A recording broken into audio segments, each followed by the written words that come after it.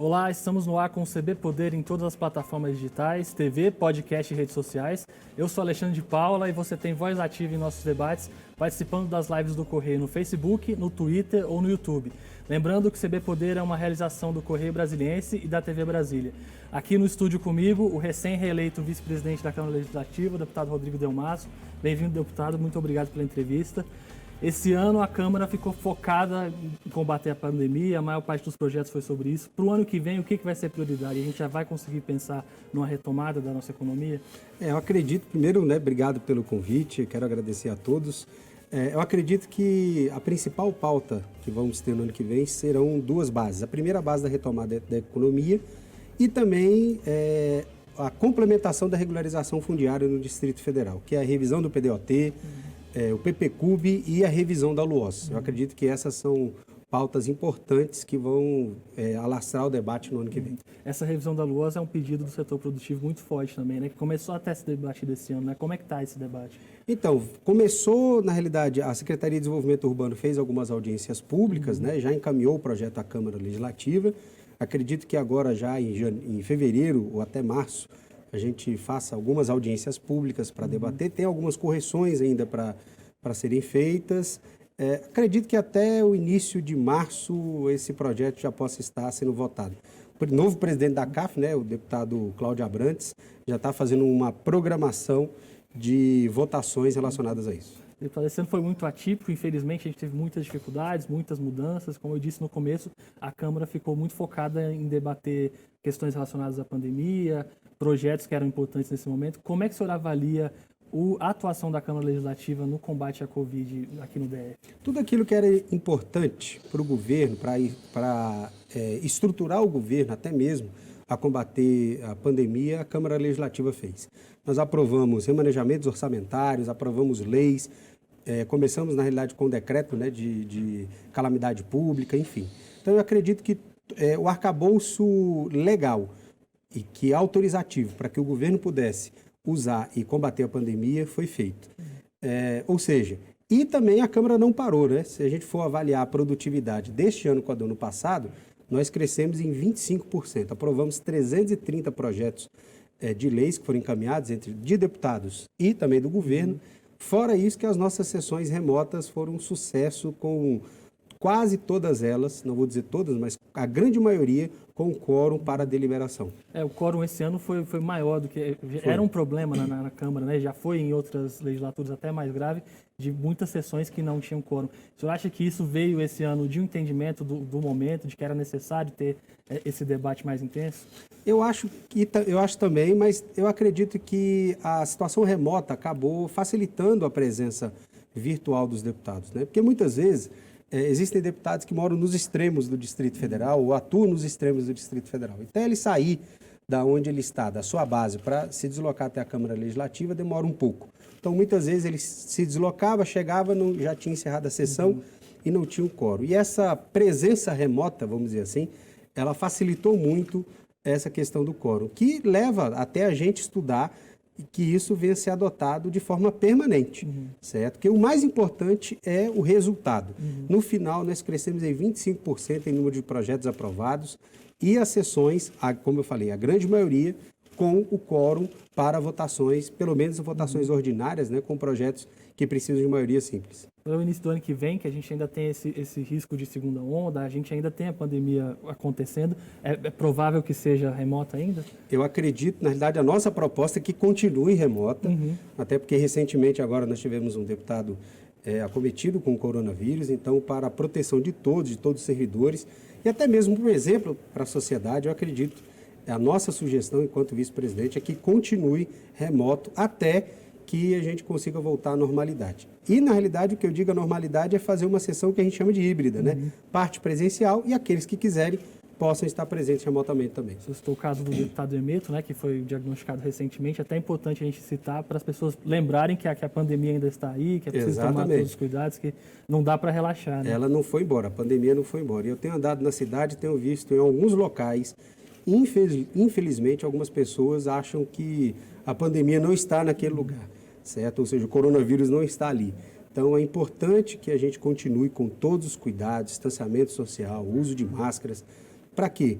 para que os números de casos não cresçam e a gente não entre em colapso na rede de saúde, tanto pública quanto privada aqui em Brasília. Deputado, voltando ainda nessa questão da atuação da Câmara na pandemia, como é que o senhor avalia a fiscalização ao governo? O senhor acha que foi o suficiente? Existia a oposição, tentou emplacar uma CPI, né, para avaliar aquelas questões da saúde, houve a prisão da cúpula da saúde.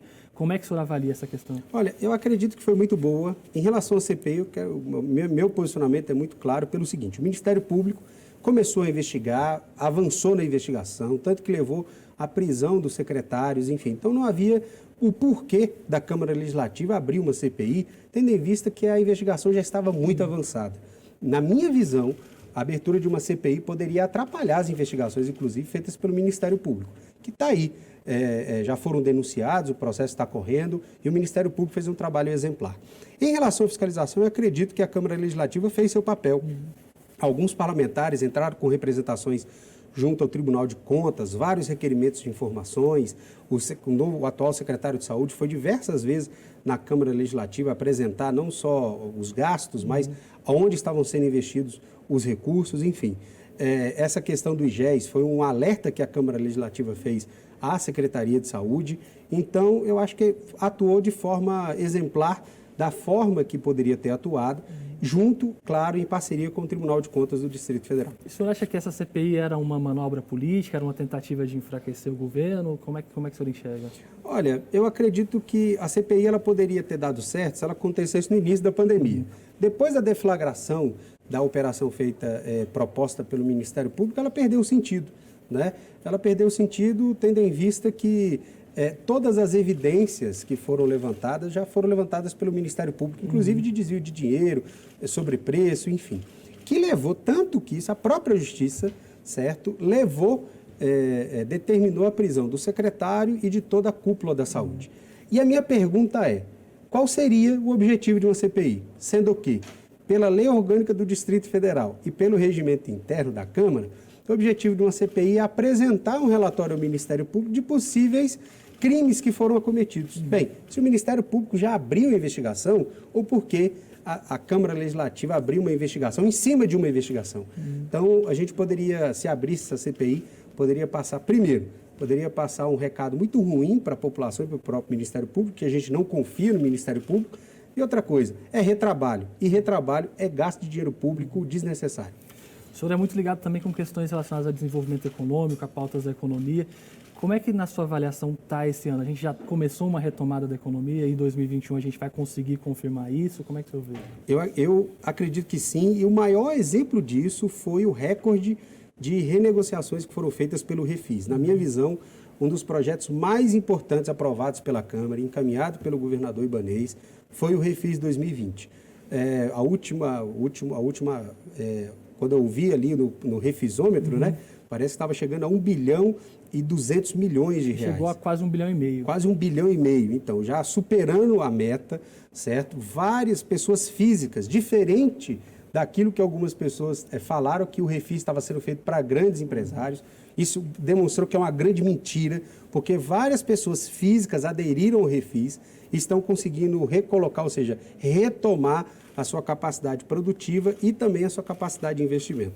Então, isso demonstra, na minha avaliação, um pouquinho dessa retomada econômica, até porque as pessoas querem ter o seu nome limpo, fora da dívida ativa, querem ter as empresas precisam ter o seu CNPJ limpo, para quê? Para retomar a capacidade produtiva e, na minha visão, com isso, aumentar vagas de emprego e melhorar a nossa arrecadação e também a capacidade econômica do DF. E no primeiro semestre, o texto que o GDF enviou foi reprovado. O senhor foi um dos que trabalhou depois na articulação para que o governador enviasse de volta. A princípio, ele estava meio relutante de fazer isso.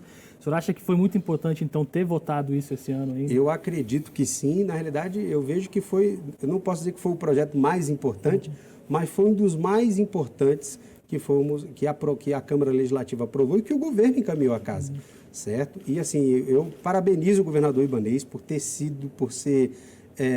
dado mais uma oportunidade, tá certo? Para que todos, não só a Câmara, mas os empresários também, possam recuperar a sua capacidade produtiva. Na realidade, o mundo ideal é que a gente não tenha refis. Não seja necessário. Que não seja necessário o refis. Mas, infelizmente, por causa da pandemia e outros assuntos também que vieram atrapalhar um pouco a economia, foi necessária a votação desse refis e que mostrou um sucesso. como você disse, quase R$1,5 bilhão de dívidas renegociadas. Na minha visão, nós podemos dizer que o grande fechamento do ano foi o Refis, que recuperou diversas empresas, mais de 7 mil empresas parece que já entraram no Refis aqui no Distrito Federal. Uma das suas pautas também é a reforma tributária distrital, né, que você defende como uma necessidade, seja feita localmente, pensada aqui para o DF.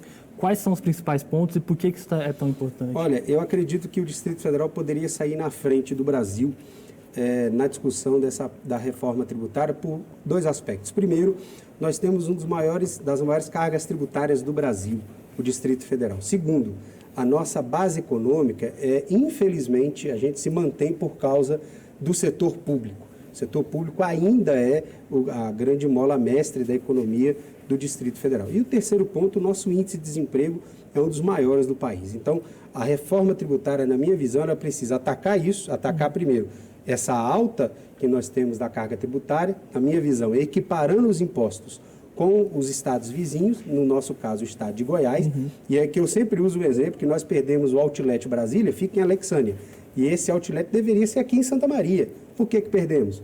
Falta de equiparação, não é por causa de incentivo somente, mas é equiparação de impostos para esse tipo de atividade. O segundo ponto,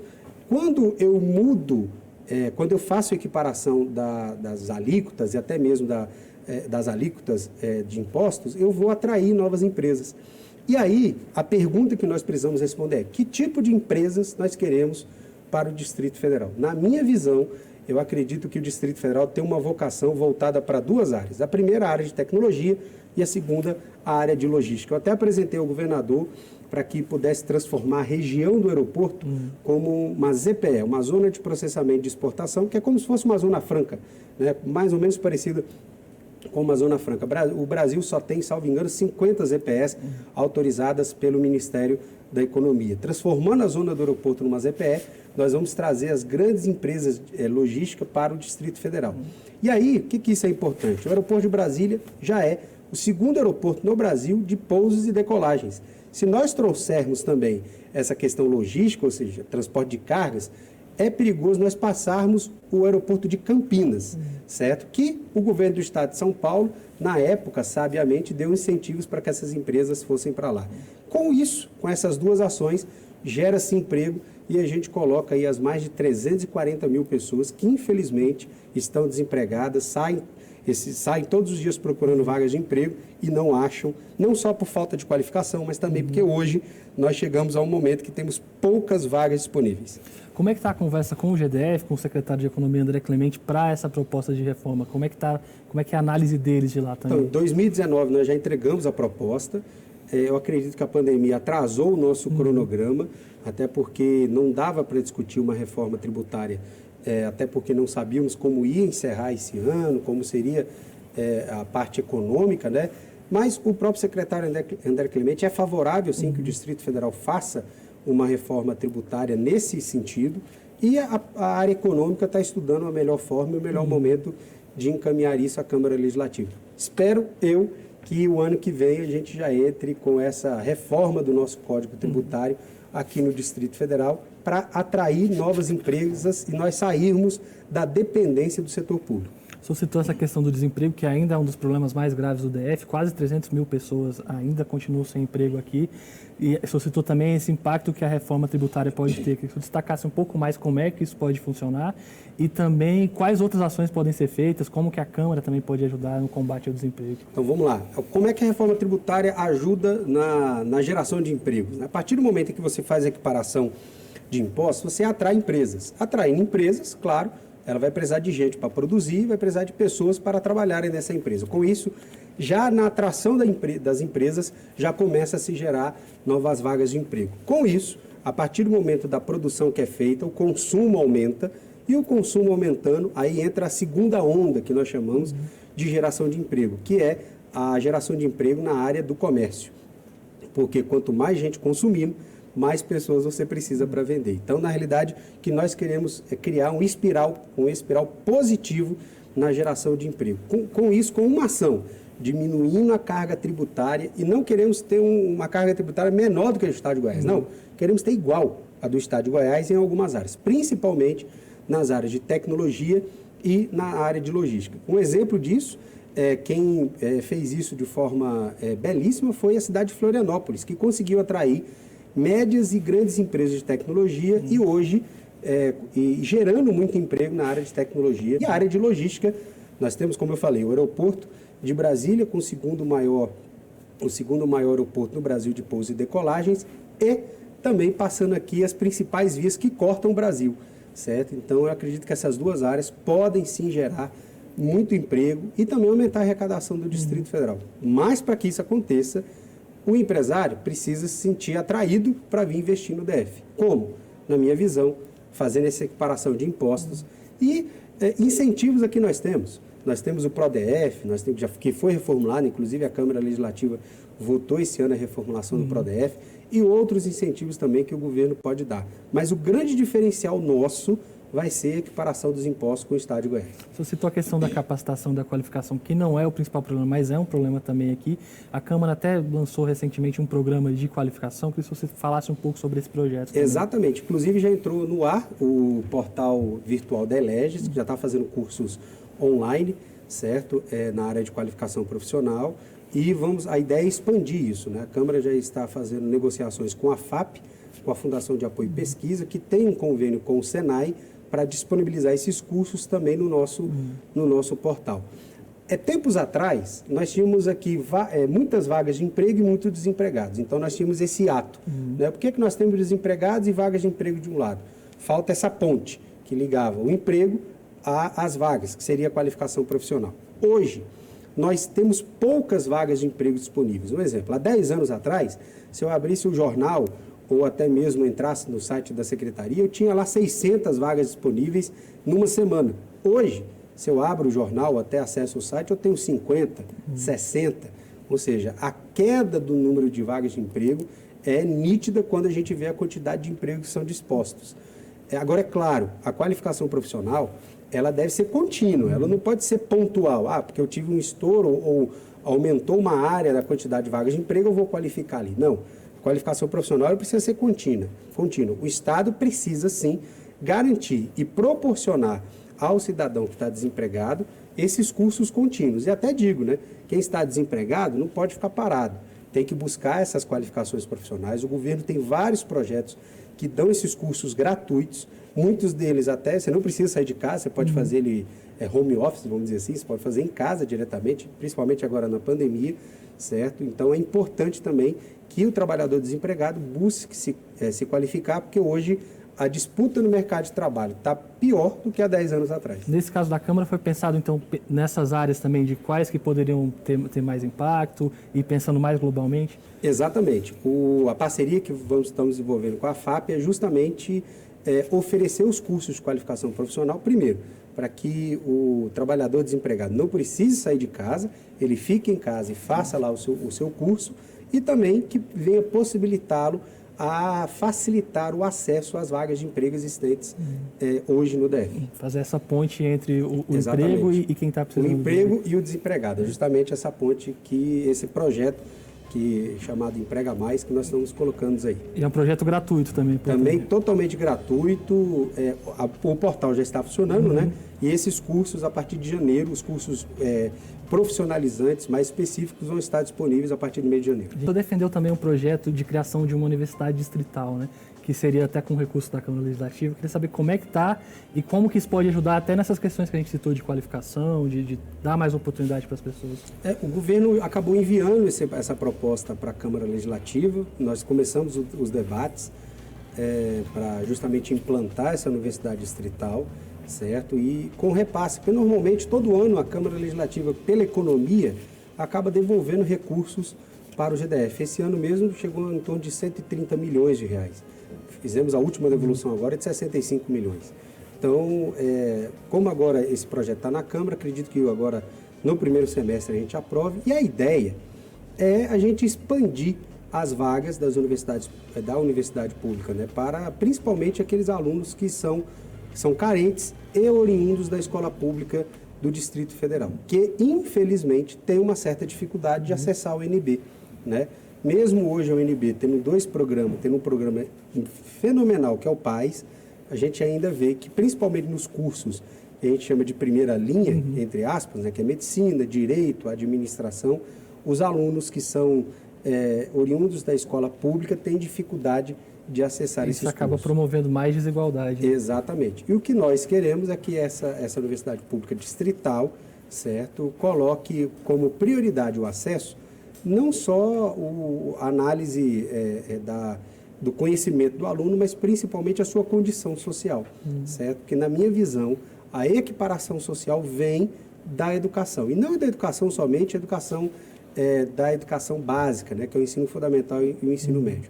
Mas proporcionar a esse estudante que veio da escola pública o acesso ao ensino superior público, que hoje Brasília tem uma das melhores universidades do Brasil, que é a UNB, e acredito que a Universidade Distrital também será uma das melhores do Brasil. O senhor também tem como bandeira a religião, o senhor é evangélico. O GDF fez alguns acenos, mexeu na questão da regularização, nas taxas, criou uma secretaria até para tratar disso. O senhor acha que melhorou o diálogo dos evangélicos, desse setor com o governo?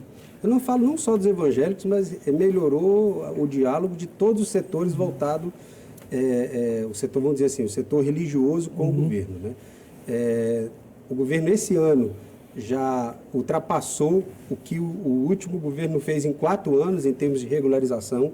Os processos de regularização avançaram muito em todas as áreas, seja na Secretaria de Desenvolvimento Urbano, seja na Terra Cap, ou seja, deram uma agilizada muito grande, porque isso quem ganha? Ganha o GDF, certo? Ganha a população, porque o dinheiro que as instituições acabam pagando retorna como política pública, e as instituições religiosas também, que acabam regularizando a sua área. Então, o governador Ibanez, na realidade, tem mantido um diálogo direto com todo o setor, né? Então, eu acredito não só melhorou, mas transformou, vamos aqui usar uma paráfrase, da água para o vinho. E, deputado, essa mistura de política com religião, às vezes ela é complicada, às vezes é difícil entender que os valores também têm um contraponto ali, tem gente que não professa das mesmas crenças, das mesmas ideias. Como fazer para conciliar isso, para estar ali no parlamento, no debate com, às vezes, pessoas muito diferentes e conseguir construir um consenso? Assim? Eu acho que a palavra principal é o respeito, certo? É você respeitar a pessoa independente da sua ideologia. É claro que no parlamento você tem a expressão da diversidade. E quando eu falo diversidade, diversidade de ideias. Agora, eu não posso atacar uma pessoa que não acredita naquilo que eu acredito. Então, a base de tudo é o respeito. Eu digo que na Câmara Legislativa nós temos dois pontos, né? Eu sou conservador de direita e o deputado, um exemplo, Fábio Félix, que é homossexual assumido e é de esquerda. Então, eu falo que nós antagonizamos muitas pautas, inclusive.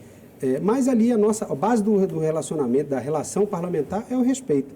Ele foi eleito, o público o elegeu, ele tem que fazer o papel dele. Da mesma forma, eu fui eleito pela minha base, por aqueles que acreditam nos princípios e valores que eu acredito. E a democracia é a arte da formação da maioria.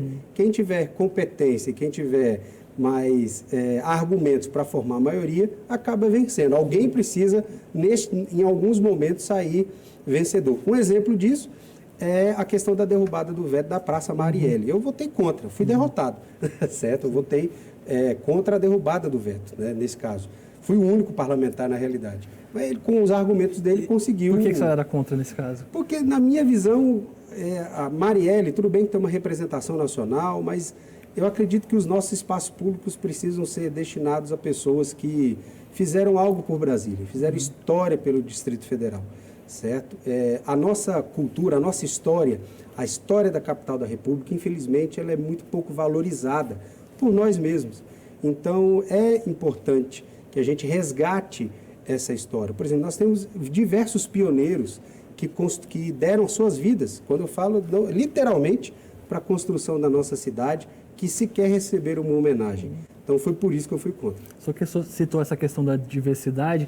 O senhor é um dos únicos deputados que foram reeleitos. Como é que agora, depois de 2 anos, o senhor vê essa composição da Câmara, essa renovação que houve? Como o senhor enxerga a Câmara Legislativa hoje? Eu acho que hoje a Câmara Legislativa representa, de fato, a população do Distrito Federal com toda a sua diversidade, né? Nós temos ali deputados, como eu falei, de direita e conservadores. Nós temos já deputados mais do centro, que são não gostam de se envolver em polêmica, e deputados que defendem pautas ditamente da esquerda, como os deputados que hoje fazem oposição ao governo. Certo? Então, eu acho que essa renovação para a Câmara foi muito boa. E assim, nós vivemos esses 2 anos, principalmente, com poucos escândalos, né? Nós tivemos recentemente aí uma operação que acabou citando 2 deputados, diferente de outros anos, em que você tinha escândalo em cima de escândalo, e aí a Câmara Legislativa entrava num desgaste muito grande. E isso demonstrou por meio de uma pesquisa, né, que foi já divulgada, em que hoje 75% da população acredita que a Câmara Legislativa é importante. E desses 75%, 38% faz uma boa avaliação da casa. É a maior avaliação, maior índice de avaliação da série histórica, que começou em 2012. Aí você imagina, né? Antes o índice de aprovação da Câmara não passava de 10%.